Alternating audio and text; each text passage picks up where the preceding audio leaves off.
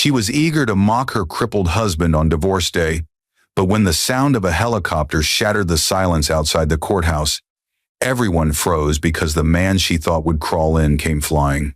Once pitied as the broken, wheelchair-bound husband she abandoned, Nathaniel Cole stepped out, flanked by 2 bodyguards, his cane striking the ground like a verdict. Isabella, dressed in gold and pride, had spent months rehearsing how she'd humiliate the cripple she left behind. But what kind of crippled man arrives in a helicopter? What happened to the husband she swore could never walk again? And why did the look in his eyes make her suddenly fear that the real reason for his visit wasn't to sign papers, but to end a story she thought she controlled? The rain that morning had no mercy. It poured over the glass walls of the Coles' Dallas mansion, turning the manicured garden into a blur of gray. Inside, Nathaniel Cole sat by the window in his wheelchair, watching droplets race each other down the pane just like his days, slipping away one by one since the accident. Behind him, Isabella Cole moved through the house in her silk robe, her perfume too strong, her smile too practiced. The morning show blared about the devoted wife who never left her crippled husband's side. Reporters loved her story, the beauty who stayed, the angel of patience. Only Nathaniel knew it wasn't love that kept her there.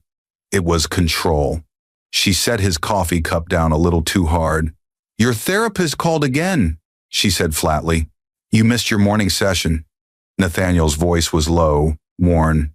It's hard to focus when your body feels like a cage. Her lips curved, but not with sympathy. "Then stop fighting it. Accept that you'll never walk again, Nate." That line stung like a blade dipped in honey.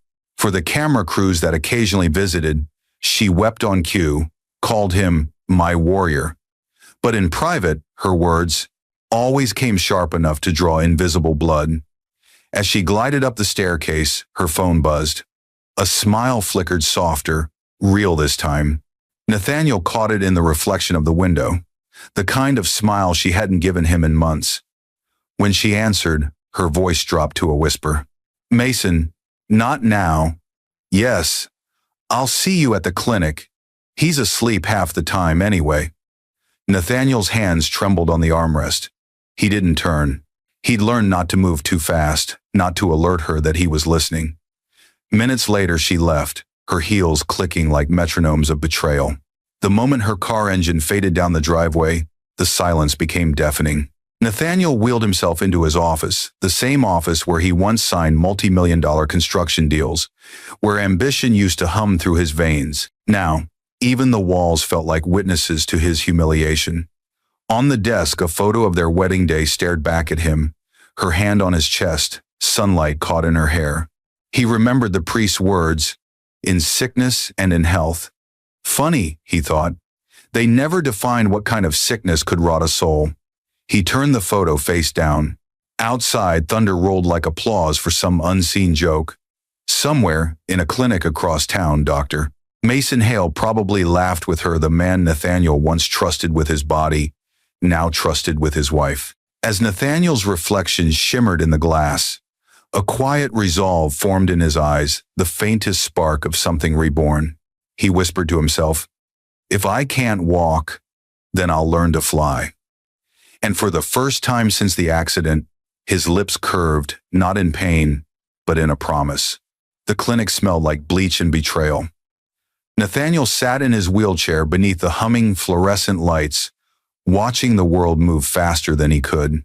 Nurses walked briskly past him, laughter echoing faintly down the corridor, laughter that reminded him of the life he used to have, the life Isabella claimed she missed. She entered the ward late that afternoon, wrapped in a cream trench coat, her hair perfect, her heels sharp. She kissed his forehead for the watching nurses, but her lips were cold as glass. "You look better," she said, eyes scanning him like a supervisor checking progress reports. "I'm trying," he murmured. "Don't overdo it. You don't want to hurt yourself again." It was meant to sound caring, but the undertone was heavy, as if recovery would inconvenience her. When Dr. Mason Hale entered, Nathaniel's heart swelled with something he couldn't name. Gratitude, maybe. Fear, maybe more. Mason had been his surgeon, his confidant, the man who'd sat beside Isabella through sleepless nights at the hospital. He had trusted him the way one man trusts another who saved his life. "Afternoon, Nate," Mason said, his voice bright, too bright. "How's the pain today?" "Manageable," Nathaniel replied. "I'm getting stronger." Mason smiled, but it didn't reach his eyes. "Let's not rush miracles. Some injuries aren't meant to heal." The sentence landed strangely. Isabella's hand brushed Mason's wrist as she adjusted her bag too long, too natural. Nathaniel's stomach tightened. Mason turned, pretending to check the charts. Isabella's gaze lingered, soft, almost tender. Nathaniel's chest felt hollow. "Is there something wrong?" he asked quietly. Mason blinked. "Of course not. Just talking about your next phase of rehab." "Then why does it sound like you don't want me to recover?" The air thickened. Isabella laughed too quickly. "Nathaniel, don't be paranoid. Mason's been nothing but good to us." "Us," Nathaniel repeated under his breath. The nurse interrupted with a clipboard, breaking the tension. As they spoke, Nathaniel's eyes drifted toward the reflection in the glass cabinet beside him. He caught Mason whispering something near Isabella's ear. Her smile, that same hidden smile he'd seen that morning, reappeared, small and secretive. Nathaniel's heartbeat grew louder in his ears. His hands clenched the wheels of his chair until his knuckles turned white. The moment Mason left the room, Nathaniel turned to her. "Who were you talking to last night?" "What do you mean?" she said too quickly. "You said you were at your mother's, but her nurse called. She hasn't seen you in weeks." Her expression froze, then softened into false concern. "Nathaniel, you're exhausted. You're imagining things again." He stared at her for a long time, his voice trembling. "Then why do you smell like his cologne?" The silence that followed was deafening. She didn't answer. She didn't need to. The truth was already sitting between them like a third person neither could unsee. When she finally left the room, Nathaniel's reflection in the metal IV pole looked almost unrecognizable. A man stripped to his core, yet somehow more awake than ever. He closed his eyes, whispering to himself, "You'll show me who you really are, Isabella, and when you do, I'll be ready." Outside, a helicopter flew overhead, rattling the windows, a sound that made Nathaniel's lips twitch faintly. He didn't know why yet, but it sounded like a promise from the future. The hospital was quieter than usual that night. Only the faint rhythm of machines filled the room, a lonely orchestra of beeps and sighs. Nathaniel lay awake, eyes fixed on the ceiling tiles as the storm outside whispered against the glass. His pain had become a second skin, something he no longer fought, only endured. When the door creaked open, Ava Sinclair, the night nurse, slipped in with a soft smile and the kind of energy that made silence feel less cruel. She wasn't like the others. She didn't pity him, didn't rush her words, didn't fill every moment with noise. "You didn't sleep again," she said, placing a folder on the tray. "Hard to sleep when you start hearing ghosts," he replied faintly. "Ghosts?" she asked, amused. "The ones that sound like your wife laughing with another man." Ava paused, unsure whether to comfort or stay quiet. She chose honesty instead. "Sometimes ghosts are just truths waiting to be faced," she said softly, adjusting his IV line. She reached for his phone to set his medication reminder, but the screen lit up a message preview glowing in the dim light. She froze. The name flashed clear as day. Dr. Mason Hale. Her eyes flicked to Nathaniel, who was already watching her. "It's okay," he murmured. "Read it." The message scrolled across the screen, cruel in its simplicity. "Can't wait until he signs the divorce papers. The kids will be ours in every way. Don't forget to smile for the cameras tomorrow." For a moment, the world stopped moving. Nathaniel's breath caught in his throat, his eyes unblinking. Ava's hand trembled as she placed the phone down. "Nathaniel, He cut her off with a whisper. "Don't apologize. You didn't write it." His face was still, but his pulse throbbed in his neck. The pain in his body vanished beneath something sharper, betrayal burning through every vein. "She said Mason's just helping with my recovery," he murmured. "That he checks in for my progress." I believed her. Ava's voice was low, cautious. You don't have to believe her anymore. He turned his gaze toward the window. Lightning flashed, brief, brutal, honest. For the first time in months, the reflection staring back at him didn't look broken. It looked alive. "Do me a favor," he said finally, his tone calm but unfamiliar. "Get me a notepad and a list of private investigators in Dallas." Ava hesitated. "Nathaniel, what are you going to do?" He smiled faintly, but it wasn't a smile of peace. "Start believing the ghosts." The rain outside intensified, hammering against the glass like applause for a man who had just chosen vengeance over despair. When Ava left the room, Nathaniel opened his phone again, rereading the message. Each word sank deeper, searing itself into his memory until rage became clarity. He whispered under his breath, "Divorce papers? The kids will be ours?" A bitter laugh escaped him. "Let's see who gets who, Isabella." In the dim reflection of his phone screen, his face looked like a man being reborn, one who'd been buried alive and just realized he could dig himself out. Outside, thunder rolled again, and for a fleeting second, Nathaniel thought it almost sounded like rotor blades cutting through the sky. Days turned into weapons. Nathaniel stopped talking about pain, stopped complaining about therapy, and stopped trying to convince himself Isabella would change. Every smile she'd given him replayed like a lie with background music. What he wanted now wasn't understanding. It was proof. Ava kept her promise. One afternoon, she slipped a folded paper beneath his coffee mug, a list of 3 private investigators. He studied the names, his finger pausing on Logan Pierce, a retired detective who'd once handled corporate fraud cases for Colson Construction. That evening, when the nurses changed shifts, Nathaniel wheeled himself into the hallway and called from the lobby phone. "Logan Pierce?" A gravel voice answered. "Depends who's asking," Nathaniel Cole. A pause. "The same Cole who built half of downtown Dallas? The one left to rot in a wheelchair by his wife and her doctor?" The silence that followed was heavy with curiosity. Then, "Where do we start?" 2 nights later, Logan arrived after visiting hours, coat collar up, the briefcase in hand. His eyes carried the exhaustion of someone who'd seen the worst in people and stopped being surprised. Nathaniel nodded toward the yard. "Window. I need to know everything about my wife and Dr. Mason Hale.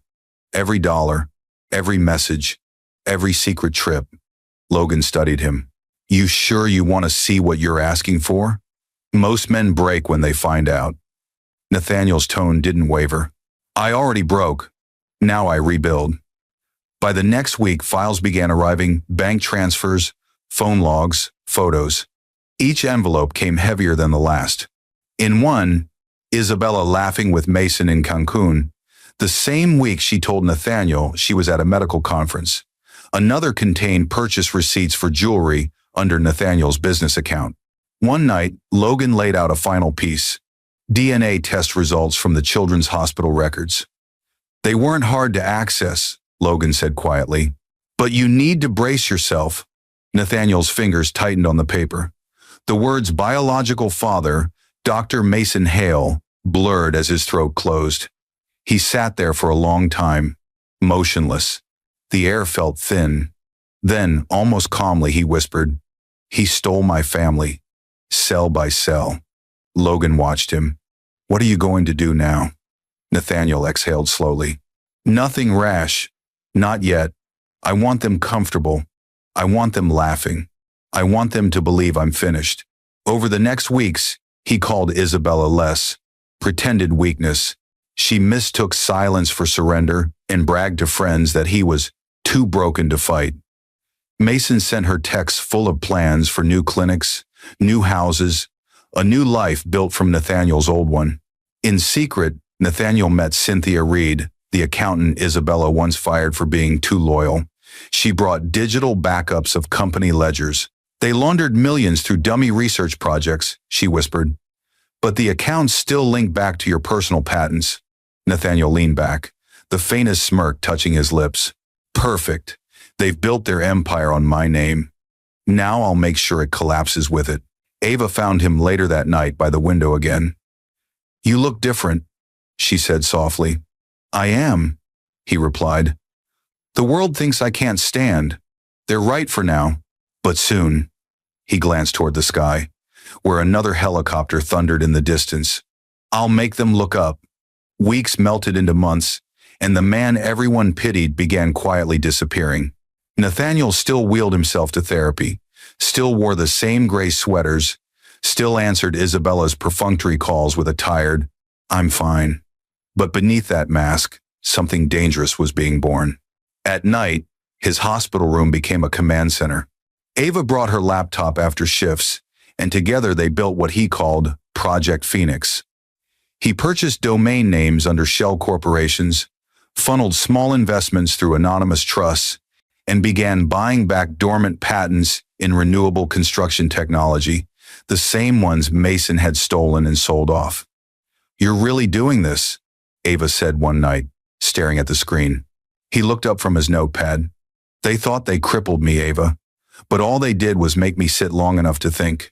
Each day in therapy, he pushed harder. Every stumble was a spark. When his legs trembled and pain clawed through his spine, he whispered to himself, "They're watching. Get up." He refused help. Every drop of sweat carried a memory of betrayal, Isabella's smirk, Mason's false concern, the children who called another man daddy when they thought he couldn't hear. In early spring, he called Tyler Grant, a cybersecurity specialist and former contractor he once mentored. Tyler had been fired by Mason 2 years earlier after exposing financial irregularities. "I need someone who can make ghosts online," Nathaniel said. Tyler laughed bitterly. "You mean disappear your old self?" "Exactly. The cripple stays. The man rises." Together they built a hidden infrastructure, new identities, offshore accounts, encrypted routes for funds. Every step was calculated. Nathaniel wasn't just coming back rich, he was coming back untouchable. When the hospital finally discharged him, Isabella arrived with a bouquet and a camera-ready smile. "Look at you," she said, eyes flicking to the cane beside his chair. "You're walking, almost." "Almost," he agreed, his tone mild. "But not enough to chase anyone." She laughed, the kind of laugh people use to remind you of their upper hand. "Don't worry, Nathaniel. After the divorce, I'll make sure you're comfortable. Mason even said he'd cover your therapy bills." He met her gaze, smiling faintly. "He's generous, almost like family." Her expression faltered, just for a second. Then she turned, heels clicking away, leaving behind the scent of expensive betrayal. 2 weeks later, Nathaniel moved into a downtown penthouse under a different name. The world still thought he was a crippled, broken ex-husband living off pity. In truth, he was negotiating a government renewable energy contract worth billions. One night, Ava stopped by after work. She found him standing on the balcony without his cane, city lights flickering beneath. "You're walking," she whispered. He smiled without turning. "Not just walking, climbing." She stepped closer. "What happens when you reach the top?" He looked out over the skyline. "Then I'll fly."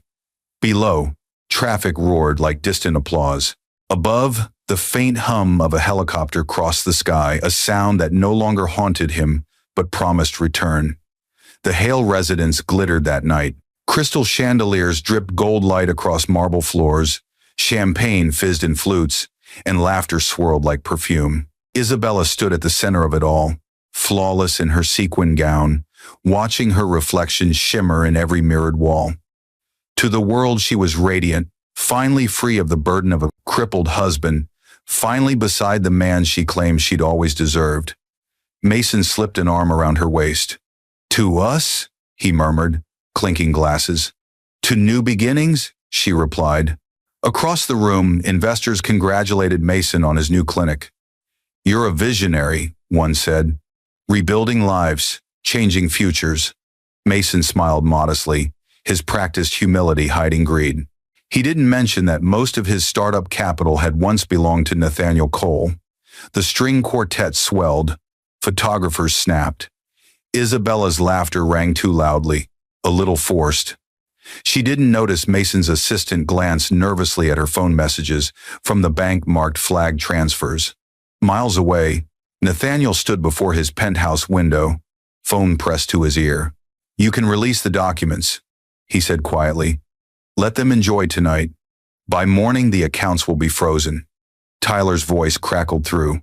"And the press leak? Exactly at sunrise. Every outlet that covered their engagement will cover their audit." He hung up and exhaled slowly, watching the city pulse below.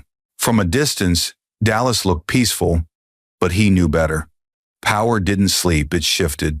Tonight it was shifting back to him. Ava entered from the kitchen carrying coffee. "You're working too late again." "Not work," he said softly. "Preparation." She studied him, her tone gentler. "You ever think about stopping? Letting go?" He turned, eyes steady. "Letting go is for people who had closure. I had betrayal." In another part of the city, Isabella's laughter faltered when her phone buzzed. Unknown number. She hesitated, then answered. "Mrs. Cole?" a woman's voice asked. "Ex-Mrs. Cole," she corrected sharply. "Good to know. I'm calling from the courthouse. There's been a change regarding tomorrow's hearing. You might want to arrive early." The call ended before she could respond. She frowned, but Mason kissed her temple. "Ignore it, probably some clerk." Outside, thunder rolled across the skyline, faint but growing. The storm Nathaniel had waited for was coming. Later that night, he sat alone with his cane resting across his lap, the city lights painting his face in fragments of gold and shadow. He played back Isabella's last words at the hospital. "I'll make sure you're comfortable," he whispered to himself, almost smiling. "You did. Comfort built empires." On his desk lay the leather folder, court documents, company records, sealed DNA results. Every secret ready to detonate at dawn. As the clock struck midnight, a helicopter passed over the penthouse roof. Its rhythmic thrum rattled the glass, and Nathaniel looked up, eyes narrowing with calm certainty. Tomorrow, the cripple everyone pitied would walk again, and the people who mocked him would fall to their knees. The courthouse was already buzzing long before the hearing began. Reporters lined the steps, their lenses pointed at the marble entrance, waiting for the tragic divorce of the year. Isabella arrived in a champagne-colored gown, her designer heels clicking across the floor like applause she thought she deserved. Mason walked beside her, adjusting his tie, his arrogance tucked neatly behind expensive cologne. Inside, whispers followed them. "That's her," someone murmured. "The wife of the crippled tycoon." Isabella smiled faintly, pretending not to hear. She had spent weeks planning every detail, the dress, the jewelry, even the slow-motion walks she'd make down the aisle of judgment. She wanted Nathaniel to see what he'd lost. "Do you think he'll show?" Mason asked, half smirking. "He'll crawl in," she replied coldly. "He always does." But as the judge entered and the court clerk called the session to order, something strange rippled through the crowd, a low vibration, growing louder, closer. The windows trembled, papers fluttered off tables. Outside, a deep thumping sound filled the air. Mason frowned. "Is that?" The courtroom doors burst open. Light spilled in, wind whipping across the gallery as cameras swung toward the windows. A black helicopter descended onto the lawn, its blades slicing the air with authority. Gasps filled the room. Even the judge leaned forward. The door of the aircraft opened slowly, and from it, Nathaniel Cole stepped out. No wheelchair, no nurse, no weakness. Two men in tailored suits flanked him as he walked across the courtyard, the sunlight catching on the polished silver of his cane. Every camera in Dallas turned toward him. The man once mocked as Crippled had arrived not crawling, but commanding. When he entered the courtroom, silence rippled like shockwave. Isabella froze mid-breath. Mason's jaw tightened. Nathaniel's eyes found hers calm, steady, dangerous. "Good morning," he said to the judge, voice smooth, confident. "Apologies for the entrance. Traffic was impossible." Laughter broke out from the press bench, but Isabella couldn't move. Her lips parted, yet no sound came out. The man before her looked taller, sharper, alive in ways she never imagined. Nathaniel handed a leather folder to his attorney, Claire Donovan. "Before we begin, Your Honor, There are some additional documents relevant to the divorce settlement. The judge adjusted his glasses. And these are proof, Nathaniel said softly. That truth always lands, even if it takes a helicopter to get there. Cameras clicked like gunfire. Isabella's hands trembled on the table. Nathaniel didn't look at her again. Instead, he turned to the clerk. Please proceed. Outside, the helicopter blades slowed to silence, leaving only the echo of its power. Inside, every heart in the courtroom beat too loud, too fast. For the first time in her life, Isabella realized she wasn't standing in the center of the story anymore. She was standing at the beginning of her reckoning. Nathaniel's gaze flicked briefly toward Mason, whose confidence was already cracking. You took everything from me, he said under his breath, just loud enough for them to hear. Now watch what everything looks like when it's gone. The clerk began reading the evidence aloud. The room leaned in. The crippled husband had just learned to fly. The air in the courtroom felt electric. Every camera light blinked red. Every whisper bled into silence as the judge opened the folder Nathaniel had placed before him. Inside were pages stamped, signed, and sealed evidence too detailed to ignore. Isabella tried to steady her breathing. Mason whispered for her to stay calm, but the tremor in her hand betrayed her. Claire Donovan rose. Your Honor, these are supplementary disclosures. They contain bank statements, property deeds, and forensic reports proving that the defendant, Mrs. Isabella Cole, in collaboration with Dr. Mason Hale, diverted over $74 million from Mr. Cole's corporations into personal offshore accounts. Gasps sliced through the gallery. Reporters scrambled for shots. The judge raised a brow. Is this accurate, Mr. Cole? Nathaniel's voice was measured. Down to the last cent. The first revenge landed financial obliteration. The accounts Isabella thought she owned had been frozen overnight.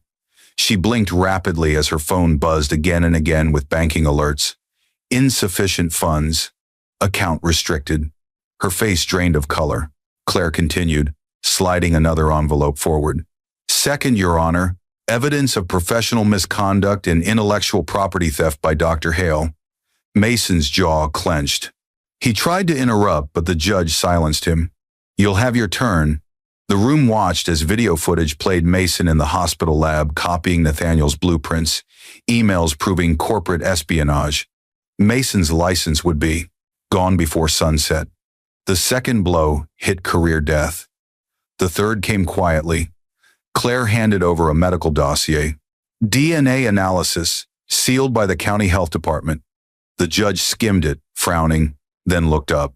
Mr. Cole, these indicate your children are not biologically yours. A cry broke from Isabella's throat.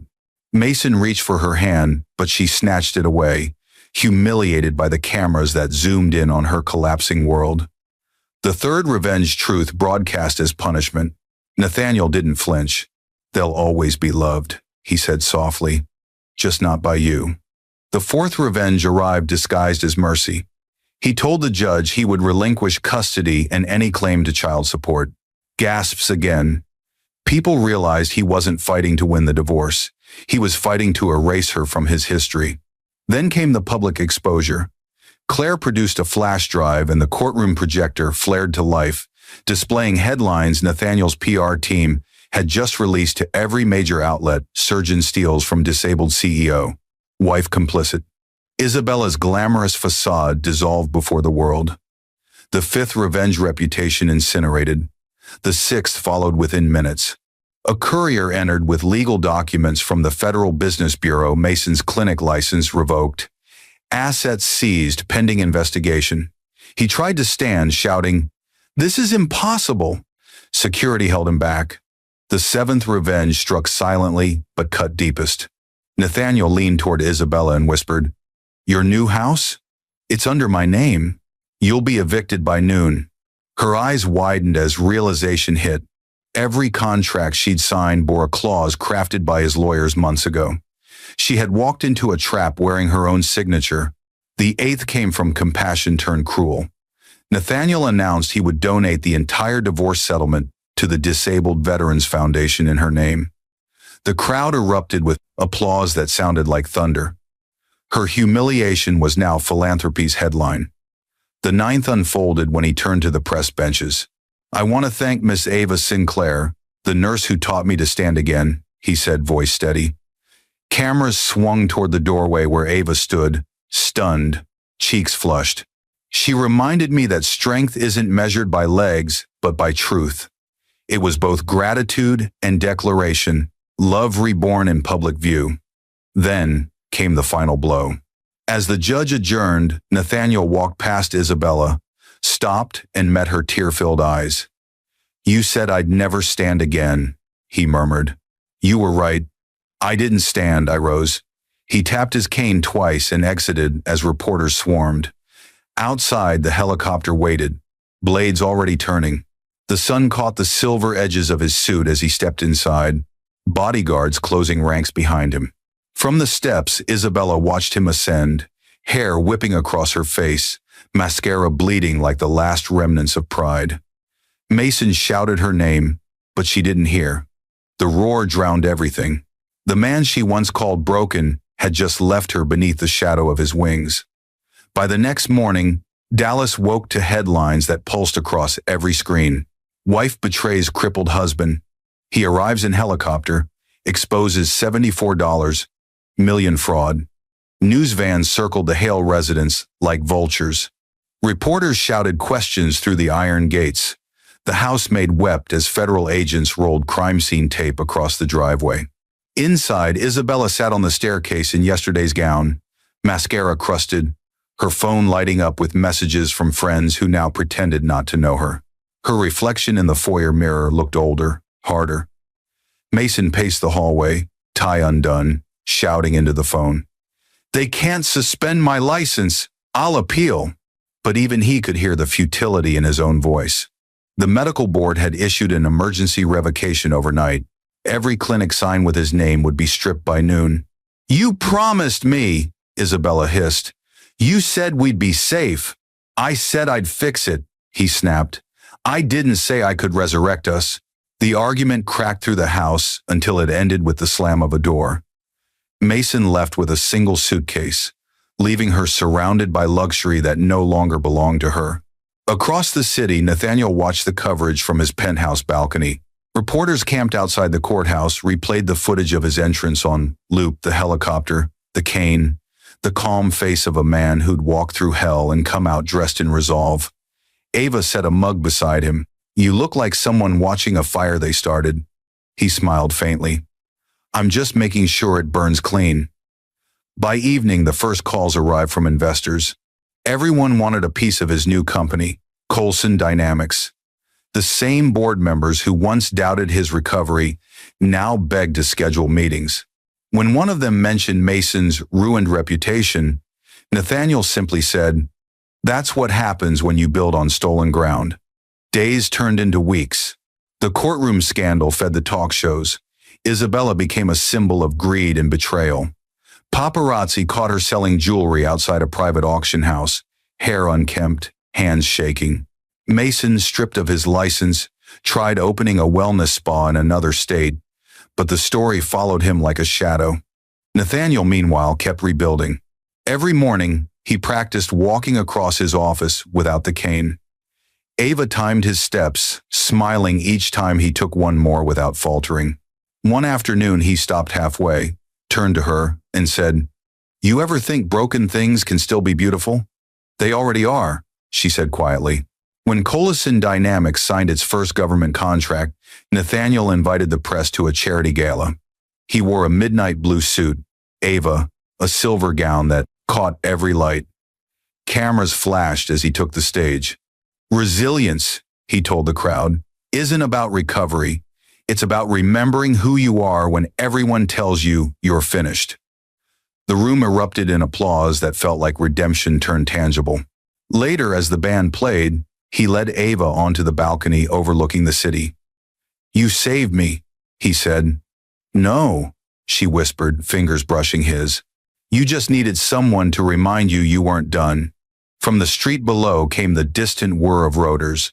A news helicopter hovered, lights sweeping the terrace. Nathaniel looked up. a calm smile crossing his face. Seems they still expect me to fly. Far across town, Isabella watched the same broadcast on a borrowed television in a half-furnished apartment.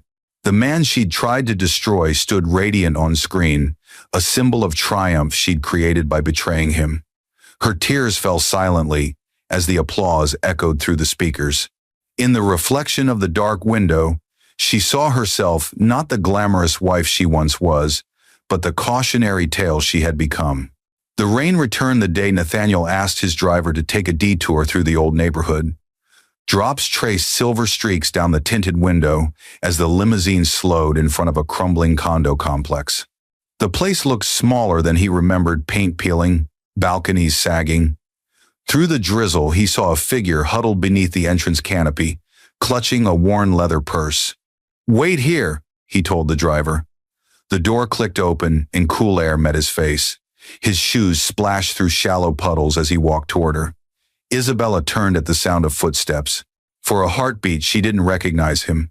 Then her eyes widened, and shame pulled her shoulders inward. "You shouldn't be here," she whispered. "I needed to see what was left," he said. She gave a short, broken laugh. "Congratulations, Nathaniel. You got everything. Money, power, sympathy. You won." He studied her face, the makeup streaked by rain. "There was never a contest, Isabella. You just kept moving the finish line." She looked away. "Do you know what it's like to wake up and realize your children look like someone else?" "Yes," he said quietly. "I know exactly what that's like." The words settled between them, heavy and final. She wiped her cheek. "I thought you'd hate me forever."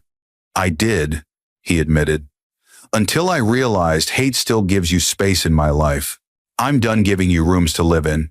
She shivered, wrapping her arms around herself. "You came to gloat?" He shook his head. "No, I came to end it properly." From inside his coat, he pulled an envelope, the same kind he'd once handed the judge. She hesitated before taking it. Inside was a property deed and a cashier's check. "I don't want your money," she said, voice trembling. "It isn't charity," he replied. "It's closure. You'll sign this transfer. The apartment will be yours free of liens. Consider it the last thing I ever give you." She stared at him, confusion knitting her brow. "Why?" "Because forgiveness isn't mercy," he said. "It's freedom from you." For the first time, she saw what the newspapers hadn't captured. The calm in his eyes wasn't arrogance, but peace. The kind of peace that comes after every war is won. A black car rolled up behind him. From it, 2 bodyguards stepped out, umbrellas ready. The downpour thickened. Thunder rumbled somewhere beyond the city skyline. Nathaniel turned toward the street. "Take care of yourself, Isabella." She watched him walk away, cane striking against wet pavement, his reflection rippling in the puddles like a man walking on water. When he reached the limo, he paused, looked back once more, and gave a faint nod that felt like a benediction. The convoy pulled out, wheels hissing over asphalt. Moments later, a helicopter lifted from the nearby rooftop pad, blades cutting through the rain. Isabella stood motionless, hair plastered to her face, as the aircraft climbed into the clouds. From the sky, Nathaniel looked down at the shrinking streets where he had once been broken. Ava sat beside him, fingers laced with his. "You sure you're ready to stop fighting?" she asked. He smiled, gaze fixed on the horizon. "I'm not fighting anymore. I'm just finally above it." The helicopter tilted east, slicing through a break in the storm. Sunlight spilled across the city, catching the raindrops midair so they glittered like fragments of his old life falling away. Below, Isabella watched until the sound faded, until there was nothing left but rain and the memory of a man she once mocked, now lost somewhere beyond the clouds, too high for regret to reach. Dear viewers, life has a way of revealing the truth when pride blinds the heart. Nathaniel's story reminds us that no matter how broken you are, silence, patience, and self-belief can become the sharpest form of revenge. When people mock your pain, they often forget that storms don't drown strong men. They teach them how to rise above the waves. But tell me, dear viewers, if you were in Nathaniel's place, Would you have forgiven Isabella the way he did? Or would you have let her live with her downfall without mercy? Do you believe true revenge is in destruction or in walking away stronger and untouched? Share your thoughts below. I want to hear your heart.